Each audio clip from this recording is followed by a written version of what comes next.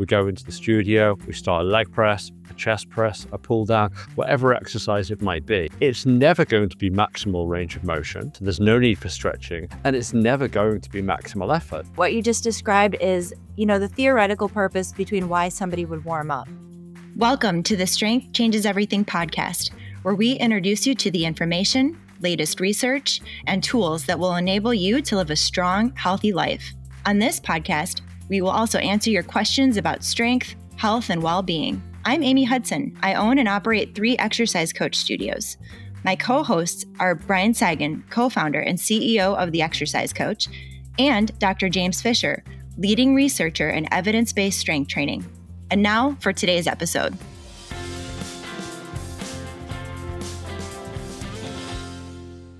Hi, everyone. Welcome back to the Strength Changes Everything podcast. Today, we are kicking off a series entitled Principles of Exercise Design. So in this series of episodes, we're going to be describing different components of exercise design and why each one is important in order to gain the maximum benefit from your exercise session.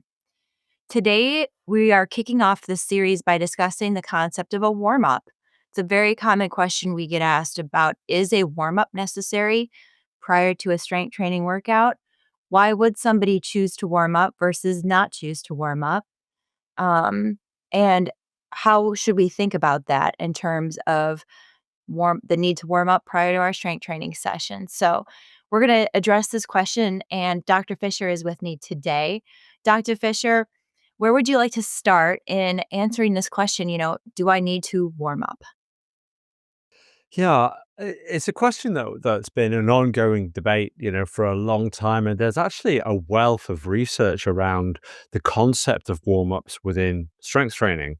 And it all points back to the same thing, that there's absolutely no need to do a warm-up prior to a strength training workout. And in fact, the way I typically talk about this is that actually you do a warm-up when you do a strength training workout, because seldom will somebody go and begin a strength training workout with a maximal effort movement in their very first repetition of their very first exercise. So if we think logically that I start the workout with a leg press, let's say, or a chest press, a multi-joint movement, and as soon as I start to lift the weight or apply force to the movement arm, it's not maximal effort. It's very much submaximal because it's the first repetition. And even if the eccentric component is harder, which of course it is in exobotics devices, it's still not maximal. So there's kind of progressive recruitment, as we will talk about later on about muscle fiber recruitment. There's that progressive recruitment during that set of exercise that is in itself a warm-up. Mm-hmm. Yeah, it's like the difference between an explosive movement and a gradual loading, right? Exactly. And of course, strength training, we've talked about this before, speed of movement and things like that. And we're looking for control. We're looking for muscular tension to be key during an exercise. So there's a huge amount of control within that strength training set or exercise, or however we want to think about that. And it's certainly not analogous to a sport or a sprint or anything like that. If I'm going to go and do a sprint, well, a sprint by its very nature is maximal effort. So I'm going to push into the ground as hard as I can. I'm going to stretch my legs as hard as I can. I'm going to apply high forces through my muscles, through my joints, through the tissues, my ligamentous tissue around my joints, and so forth. So I'm going to need my body to be prepared to do that. So I might do some warm-ups and ready my muscles, and I might do some stretches to prepare my joints and my mobility and allow my muscles to lengthen, and so forth. But that's not what a strength training workout is. And of course, if we think about it in terms of a sport, if I go and play basketball, everybody on our basketball team will go through a warm-up. And it serves multiple purposes. For a start, in a team sport, there's a cognitive component to it where we're all interacting, we're talking to each other, we're all gauging each other's own movements. But I'm also preparing my body for a game where I will now do a maximal vertical jump or a maximal change of direction or a high force sprint or something like that. The very unpredictable nature of sports in and of itself. And of course, that applies across every sport we can think of, really. It's not just basketball. Whereas strength training is far more controlled. So we go into the studio, we start a leg press, a chest press, a pull down, whatever exercise it might be. It's never going to be maximal range of motion. So there's no need for stretching, and it's never going to be maximal effort. Now, at the end of the set, there's high effort, and in later exercises, there might be higher effort, but certainly not at the start of the session. If you think about it, what you just described is, the theoretical purpose between why somebody would warm up. So what you're saying is, it makes sense to warm up before an event where you are going to place a heavy demand on your muscles or surprise them with quick, heavy loads or forces due to the nature of the event. But in a strength training session, you really cannot give everything you can give the very first second of any exercise anyway.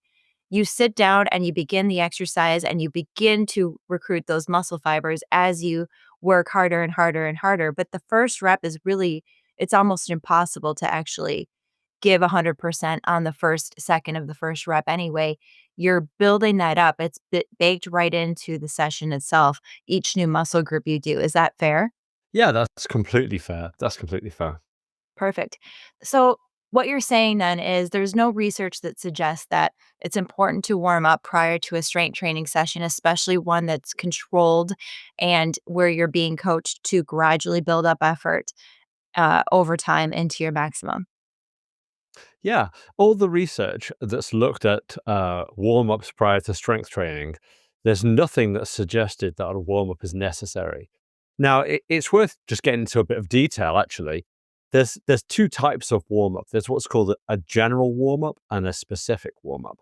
And a general warm-up would be, let's say I'm going to go into the studio and do a session, a resistance training session, but I want to just warm up my body. So I might get on the bike for 5 minutes, or I might go for a jog for a few minutes beforehand. And that's a general warm-up. And we think of that in terms of getting blood pumping around our body and warming up our muscles, and so forth. And of course, that would never be sufficient to prepare you for a maximal sprint or a maximal vertical jump anyway. But it does feel good because it warms up muscles and it gets blood moving and so on and so forth. The alternative would be a specific warm-up, which says, okay, I'm going to go and do a maximal effort deadlift, let's say, for example. So before I do a maximal effort deadlift, I'm going to do some submaximal repetitions. So if I can deadlift 500 pounds, I might do a deadlift of 100 pounds and a few reps at 200 pounds and gradually work my way up to that maximal effort deadlift. Well, if you watch powerlifting competitors, they will never start with their maximal weight. So they will always do a submaximal lift. But that's because they're focused on that single maximal repetition. Okay.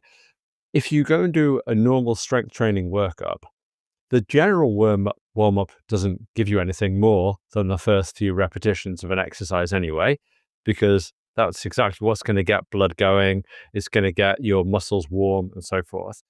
And because you're never going to do that single maximal repetition, you don't need to do multiple sets beforehand where you do a lighter load. If we think about it in that analogy, the initial repetitions are the specific warm-up that lead to the final maximal repetition. So yeah, there's just the research is very clear. There's absolutely no benefit to a warm-up prior to a resistance exercise workout. I love that. Yeah, that makes total sense. If you think about that same logic, right? The best warm up for a chest press at maximal effort is a chest press at slightly submaximal effort, which you're going to do as Yeah, a first rep. And so you exactly. are getting prepared specifically in the most precise way possible with your beginning reps. That makes a lot of sense. Do you have any other Yeah. comments to leave listeners with about this? Yeah. So the only other thing that I often help people think about, or I see, is that people will begin exercise maybe wearing more clothes than they will often finish exercise. So they might start a workout when they feel a bit colder. And of course, if you do that, if you want to start a workout wearing a hoodie or wearing, a long sleeve top of some kind because you feel warmer in doing that, then you should absolutely do that. And if that helps your temperature go up that bit quicker, that's absolutely great. But you should also be mindful that as your temperature rises, you might then want to take off that hoodie or that long sleeve top or whatever it might be, so that you don't get too hot during the workout. Now, of course, in contrast, you can start wearing wearing just a t-shirt or a training top, whatever that might be, and feel that bit colder. Or you might feel that bit colder from a temperature point of view, but you can be safe in the knowledge that your muscles are going to warm up during those initial repetitions anyway, and pretty soon you'll be up to temperature. Mm-hmm. Yeah, that's actually an interesting. I haven't really thought about it that way. So, is being physically warm mean your muscles are warmed up, though? Well, this is, of course, the point. And being physically warm doesn't necessarily mean that your muscles are physically warmed up, ready to go, because our body maintains a pretty narrow margin as far as its core temperature anyway. But when we move blood in and out of a muscle, we certainly prepare that muscle to produce energy and to contract and relax. There tends to be a perceptual feeling that if our muscle is warm, we're more ready to contract that muscle. Although it would be interesting to look at the research around the perceptual response to warm-ups.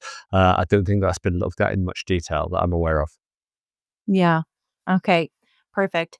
So basically what we've learned today here in this episode is that when it comes to a strength training workout, there isn't another type of warm up that is necessary prior to engaging in a strength training workout, because the type of loading that we're doing and the type of muscle fiber recruitment that we are doing is baked right into the beginning of the exercise set itself. Absolutely. Perfect. Well, thank you so much for explaining that, Dr. Fisher. And I look forward to the next set of episodes within the series as we break down other concepts behind the workout and behind the most effective ways to exercise as we continue our series on principles of exercise design. We look forward to seeing you next week. And until then, we hope you remember, strength changes everything. Thanks for listening. If you enjoyed today's episode, please share it with a friend. You can submit a question or connect with the show at strengthchangeseverything.com. Join us next week for another episode, and be sure to follow the show on Apple Podcasts, YouTube, or wherever you get your podcasts so that you never miss another episode. Here's to you and your best health.